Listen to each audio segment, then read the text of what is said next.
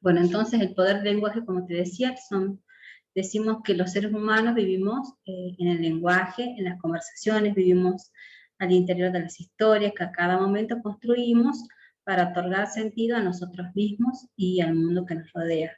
Y a través del coaching te cuento de que hay postulados y principios que los elaboró Rafael Echeverría, que es el creador del libro Ontología del Lenguaje, es sociólogo, filósofo, escritor, y lo que dice es que somos seres lingüísticos, vivimos en una realidad creada a través del lenguaje, el lenguaje generativo crea la realidad, nosotros nos creamos a nosotros mismos a través de ese lenguaje, y también somos seres sociales que somos condicionados por la sociedad y por el lenguaje de la sociedad nos construye, y también como ser parte de la sociedad podemos transformar la sociedad mediante el lenguaje y la comunicación.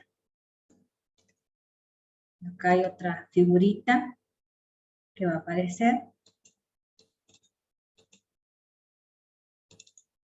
donde decía que nos transformamos. Entonces Rafael Echeverría en su libro, como les acababa de decir, tiene 3 postulados: interpretamos a los seres humanos como seres lingüísticos. Esto quiere decir que el ser humano biológicamente está adaptado para poder tener un lenguaje, ¿no? O sea, y este lenguaje es propio de los seres humanos porque no lo tiene un chimpancé, no lo tiene un gato, no lo tiene un perro. O sea, el lenguaje es solamente humano, tiene que ver con nuestra biología, tiene que ver con nuestros códigos, porque nosotros los argentinos hablamos con ciertos códigos, ciertas formas y sentidos que le damos a las frases, mientras que, por ejemplo, en Suecia tienen otro idioma, con otros códigos y con otros sentidos, según la cultura, según la historia que ellos tienen, según la historia de sus antepasados, propia del país, pongamos de Suiza, ¿no? Entonces, por eso dice la ontología del lenguaje que somos seres lingüísticos. Y también interpretamos al lenguaje como generativo. Y esto quiere decir que el lenguaje crea la realidad, puede producir una realidad, puede producirnos o cambiarnos a través de ese pensamiento, de ese lenguaje, transformarnos por la epigenética, porque te cuento que la epigenética es un proceso que todas las personas tenemos, en el cual interviene el pensamiento sobre nosotros mismos, y ese pensamiento le manda una información a nuestras células, y esas células se comportan también en coherencia con lo que pensamos, ¿no? El cuerpo se comporta en esa coherencia, con lo que sentimos, con lo que hacemos. O sea, el pensamiento manda a la creencia. Por ejemplo, me ha pasado tener clientes que me dicen, odio la clase de educación física, no quiero hacer la velada, viste que hacen la presentación, prefiero romperme una pierna. ¿Qué pasa 2 o 3 meses antes? Se cae, no se fractura, gracias a Dios, pero se lesiona la pierna, el codo, la mano. La cuestión es que año tras año no puedo hacer la velada de educación física. Entonces, ¿qué pasó ahí? La epigenética, en donde la mente está mandando al cuerpo, y por eso a esa persona le ocurren esas cosas, ¿viste? O, por ejemplo, tengo miedo de hablar en público, se me pone la mente en blanco, o tengo miedo a que se me ponga la mente en blanco, entonces llega ese momento y se me pone la mente en blanco, ¿no? O sea, ese pensamiento va mandando al cuerpo. O pasa que justo hay algo que lo provoco sin pensar, y qué sé yo, llego en ese momento tarde, o arruino alguna situación como para que eso que yo ya me predije, no es que yo me anticipo a la realidad, es que yo estoy anticipando la realidad con mi lenguaje, lo estoy decretando. Viste que dice que, bueno, la Biblia es uno de los libros de programación neurolingüística más completos que hay, porque dice que en la lengua está el bien o el mal, para bendecirte o para maldecirte. Entonces, es eso, ¿no? Tiene que ver un poco con eso a través de la ciencia. Interpretamos al lenguaje como generativo, ¿no? Eso acabamos de ver. Interpretamos que los seres humanos se crean a sí mismos en el lenguaje y a través de él. Por ejemplo, el proyecto que hicimos la clase anterior sobre este proyecto que le damos un nombre, yo le había dicho como Sin miedo al éxito, donde yo puedo decir, bueno, este año, finalizar el año, quiero tener este proyecto armado, ¿no? Y lo voy declarando, voy generando esa realidad. ¿En cuánto tiempo lo tengo que tener armado? ¿En cuánto tiempo tengo que lograrlo? ¿En 2 o 3 años? ¿O en 6 meses? ¿Quiénes son las personas a las que les rindo cuenta? Primero a mí, porque es mi responsabilidad, porque yo soy la que quiero que pase primero. Luego las otras personas con las que interactúo y hago esa negociación, o a las personas que necesito y los que están involucrados dentro de este proyecto, ¿no? Entonces, desde allí, ¿viste? Ese proyecto completo en la clase anterior es esto, es este postulado. Interpretamos a los seres humanos que se crean a sí mismos en el lenguaje y a través de él. A través de este proyecto hemos creado una realidad, me he creado a mí misma, cómo me veo yo, porque había un punto que decía, ¿cómo me veo yo realizando, ya posicionado en el final de ese proyecto, ya logrado? ¿Cómo lo estoy viviendo, lo vivencio? Y luego, ¿cómo sería si no, eso no se daría, ¿no? Si eso no se realiza? ¿Qué otra cosa haría? ¿Viste? Es como que no tenemos la máquina del tiempo, pero la mente actúa como una máquina del tiempo, donde nos podemos proyectar. Si cerramos los ojos y somos muy visuales, auditivos, o tenemos entrenado esta capacidad de nuestro cerebro de poder percibirse y transportarse a través del tiempo, lo podemos hacer muy, muy bien, y el cerebro se cree toda esa realidad que nosotros podemos proyectar, hasta la podemos sentir.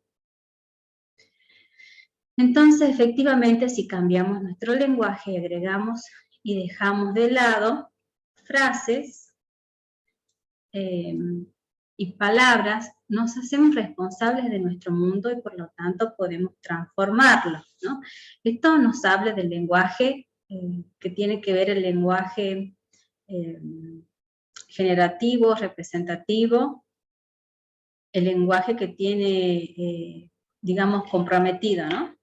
Compromiso de lenguaje, cómo yo me comprometo a hablar con las palabras más sabias para generarse el lenguaje.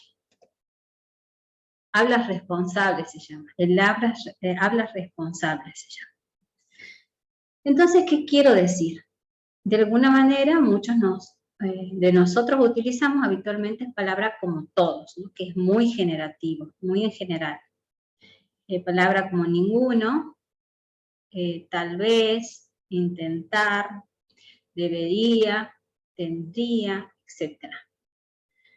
Cuando decimos todos, todas las personas son así, estamos, por ejemplo, a veces las mujeres, alguien podría tener la creencia que todas las personas que son millonarias son avaras, pero no es, o sea, podemos encontrar a alguien que sea avaro, que tenga mucho dinero, o muchas otras que son generosas, ¿no? Obviamente no van a mostrar todas las obras que hacen ellos de beneficencia porque son muy generosas. Y estamos encerrando a todos en el mismo espacio en cuanto no es así la realidad.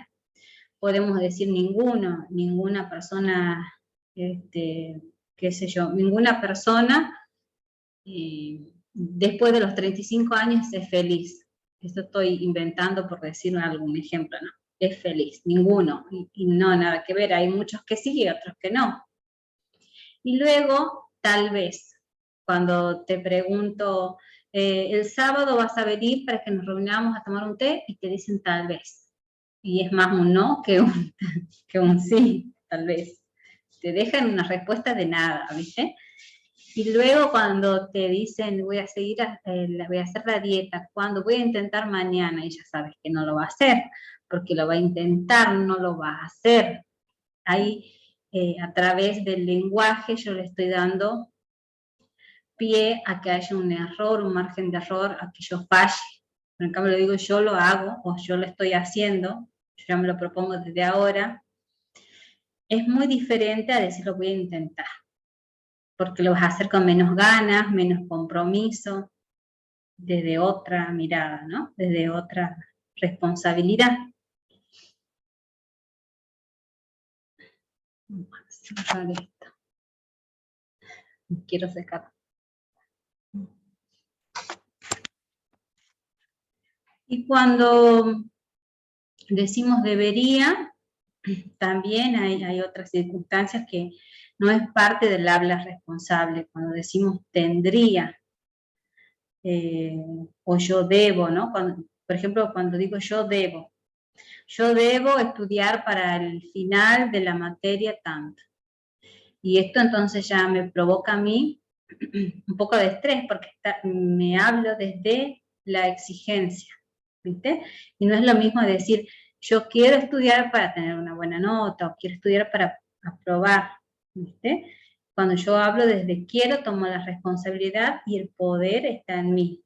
Cuando yo digo debo, es porque es como que me pongo una soga al cuello y es como que tengo una obligación para cumplimentar o cumplir algo que el otro me impone. Entonces, desde allí, mi corporalidad, mi energía van a trabajar muy diferente a que yo la responsabilidad la tome yo y diga yo quiero. Y con debería o tendría también. Yo tendría que hacer esto. Y no, es yo elijo hacer esto. Esa es la contraparte o lo opuesto, elijo. De debería es yo quiero.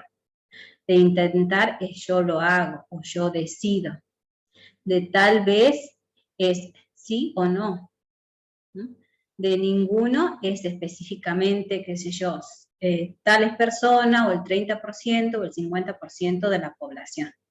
Y de todos lo mismo. Entonces, desde este discurso, plagado de generalizaciones y potenciales, formamos relatos que nos posicionan como víctimas y no como responsables de la situación, hacen que situemos el poder afuera y por ende nos excluimos de la toma de decisiones y de la solución. Entonces allí cuando le damos el poder a lo externo, también es que nuestras emociones ya no son tan fuertes, no son más de tranquilidad, de paz, de estar en armonía con lo que viene, con lo que hay, porque sé dónde estoy, sé hasta dónde puedo, tengo la responsabilidad. Si no es como que, como dice acá, estamos como víctimas, temerosos, débiles, y eso también nos ocasiona problemas, y no nos damos cuenta que el simple hecho de cambiar el lenguaje al lenguaje responsable nos ayuda a generar la realidad en donde es un poco más fácil, digamos, porque a veces cuando nos posicionamos en víctima empezamos a actuar o nos pasan cosas en las cuales no tenemos el control y perdemos el poder o quizás no sabemos qué más hacer. Los actos lingüísticos en la dirección de empresas, según la visión de Rafael Echeverría, que es la autoridad mundial del tema de la ontología del lenguaje, los actos lingüísticos básicos se constituyen en estructuras que están presentes en todos los idiomas, como las afirmaciones, las declaraciones y las promesas, que se estructuran desde las peticiones y las ofertas, ¿no? Todos estos son los actos lingüísticos. Afirmaciones y declaraciones. Bueno, vamos a ir hablando un poco de cada una de ellas. Las afirmaciones son hechos en torno a la veracidad o a la falsedad de la afirmación. Puedo decir, bueno, yo, Roxana, tengo 38 años. Y en este año, ¿no? Digo, en el 22 en enero de 2022. Estoy describiendo una realidad.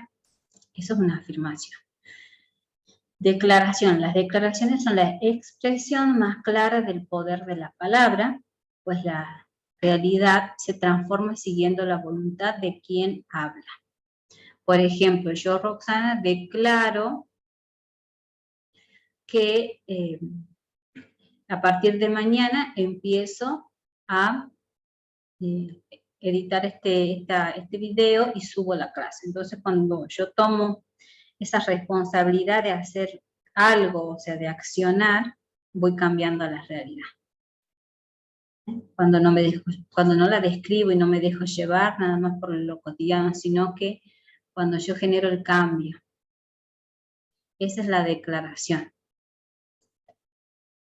La declaración del no es central. A través de ella el individuo construye su autonomía y legitima como persona. En un equipo de trabajo es importante que sus miembros conozcan los fundamentos y los alcances de esta declaración, dado que aspectos como querer agradar al jefe, el temor a perder el trabajo o ser sancionado puede generar que un empleado llegue a permitir espacios en los que se vulnere su dignidad.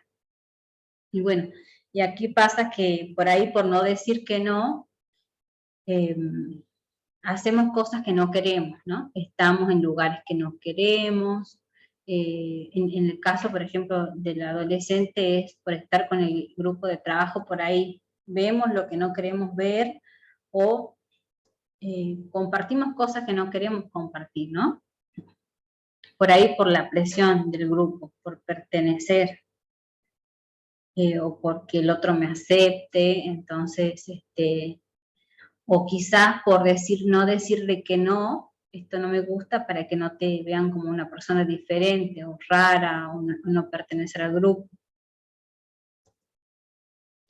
Declaración de ignorancia. Cuando un individuo declara su ignorancia, crea una serie de posibilidades que no se darían desde la ceguera que generan la arrogancia construida sobre la supuesta certeza de saberlo todo. Según el profesor Barbosa, dice que aquel que declara su ignorancia empieza a aprender y lo primero que aprende es que hay algo que no sabe. Desde allí puede configurar el aprendizaje para sí mismo, para sus colaboradores, para la organización. Y esto con la declaración del no. Por ejemplo, en este caso puntual declaraste, bueno, esto, me está costando hablar en público en las clases y no sé cómo hacerlo y no sé qué camino seguir. Entonces, exactamente no sé cómo habrá sido la conversación con tu mamá, pero supongo que llegaste a una declaración con tu mamá y un acuerdo de decir, bueno, voy a tomar este curso para ayudarme, y como mamá, por ejemplo, tu mamá habrá dicho, bueno, voy a contratar este curso para que Leila pueda llevar esta situación mucho mejor, más fluida y resolver cualquier inconveniente, ¿no? ¿Por qué? Porque, bueno, declaramos que algo no estaba bien o no estaba sabiendo cómo sobrellevar, ¿no? La declaración del no sé qué más hacer ahora, bueno, entonces como no lo sé, voy a pedir ayuda en este punto. Entonces, cuando declaramos no, nos abrimos al aprendizaje, ¿no? A conocer otras herramientas que no teníamos, ¿no? En la declaración del no. Declaración de la gratitud. La gratitud como declaración encierra una actitud corporal y emocional que hace que quienes escuchen logren percibirla como sincera. Bueno, la declaración de la gratitud es, bueno, simplemente es agradecer. Y aquí dice que se percibe como en el área emocional y corporal, ¿no? Y es porque, bueno, el cuerpo se relaja, así se percibe, la parte emocional es como que está más armoniosa, más pacífica, más tranquila.